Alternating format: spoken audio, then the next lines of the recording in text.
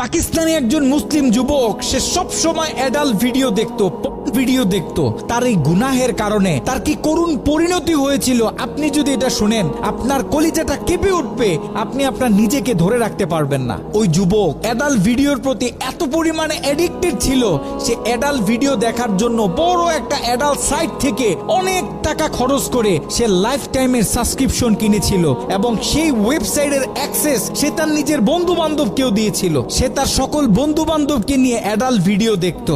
ঘটনাক্রমে একদিন যুবক ভয়ঙ্কর গাড়ি অ্যাক্সিডেন্ট করে মৃত্যুবরণ করলো। তার লাশটা যখন বাড়িতে নিয়ে আসা হলো, এলাকার মানুষ তার লাশ দেখতেছে, অনেকে বলতেছে এই ছেলে তো নামাজ পড়তো, এই ছেলে তো রোজা রাখতো, এই ছেলেটা ভালো ছিল। কিন্তু তার ভিতরে এত ভয়ঙ্কর একটা গুনাহ যে ছিল, এটা তার বন্ধু বান্ধব ছাড়া অন্য কেউ জানতো না।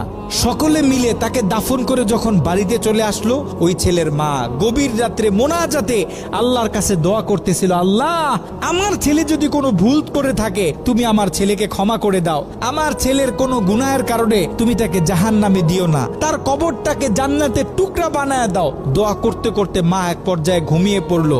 মা যখন ঘুমিয়ে পড়লো, তিনি স্বপ্নে ভয়ঙ্কর একটা দৃশ্য দেখলেন। তিনি দেখতেছে তার ছেলের কবরে আল্লাহ পাক জাহান্নাম থেকে কিছু ফেরেশতা নিযুক্ত করলেন এবং ওই ফেরেশতাদের হাতে বড় বড় কিছু কুড়াল, যে কুড়াল দিয়ে সকল ফেরেশতারা মিলে একসাথে তার ছেলের শরীরে আঘাত করতেছে।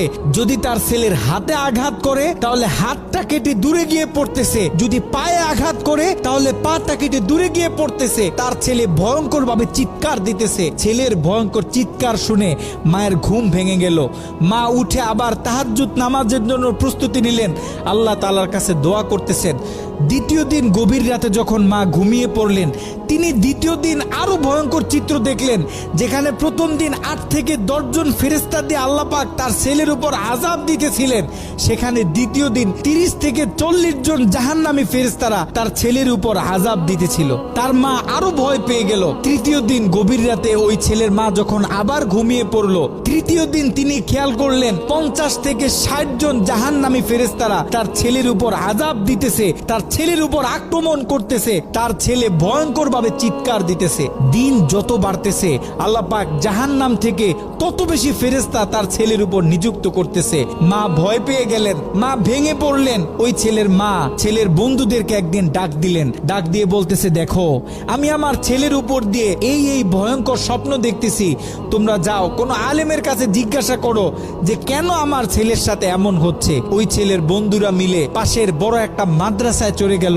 ওই মাদ্রাসায় ছিল একজন শাইখুল হাদিস।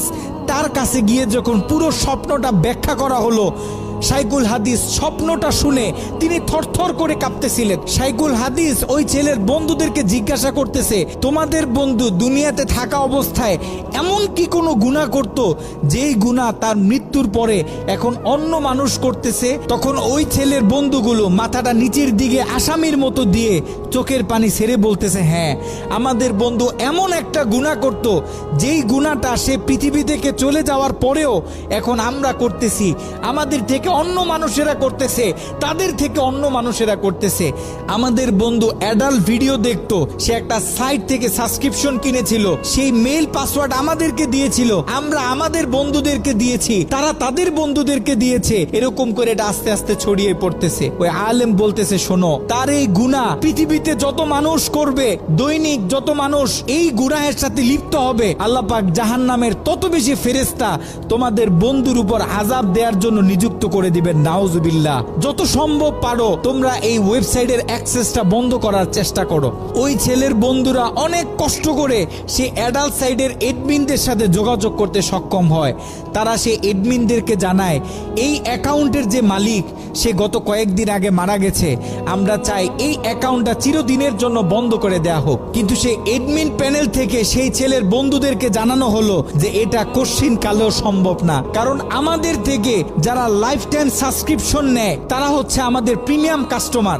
আমরা তাদেরকে হাই সিকিউরিটি দিয়ে থাকি। তারা যখন আমাদের থেকে কোনো প্যাকেজ নেয়, আমাদের থেকে কোনো অ্যাকাউন্ট নেয়, আমরা তখন তাদেরকে মেইল দিই, পাসওয়ার্ড দিই এবং আমরা তাদের হাতের ফিঙ্গার নিয়ে থাকি। আপনারা হয়তোবা তার অ্যাকাউন্টের মেইল পাসওয়ার্ড দিতে পারবেন, কিন্তু তার হাতের ফিঙ্গার তো আর আপনারা দিতে পারবেন না। তার হাতের ফিঙ্গার যদি ম্যাচ না করে তাহলে আমরা এই অ্যাকাউন্ট অফ করতে পারবো না। নাউজুবিল্লাহ। একটু চিন্তা করে দেখেন, ওই ছেলের রেখে যাওয়া অ্যাকাউন্ট থেকে যত মানুষ খারাপ কাজে লিপ্ত হবে, যত মানুষ পর্ন ভিডিও দেখবে, তত গুনাহ তার আমল নামায় যেতে থাকবে।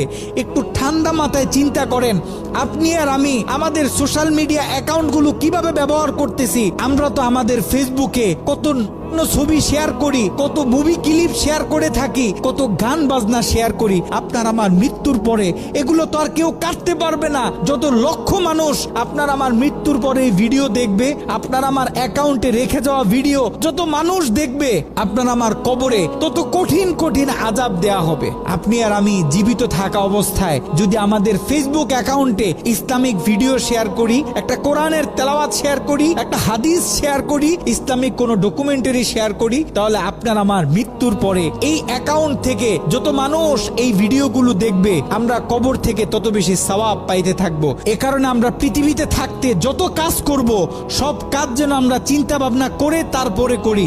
এমন কোনো কাজ করব না যে কাজ আমার মৃত্যুর পরে আমার কবরে আযাব বাড়িয়ে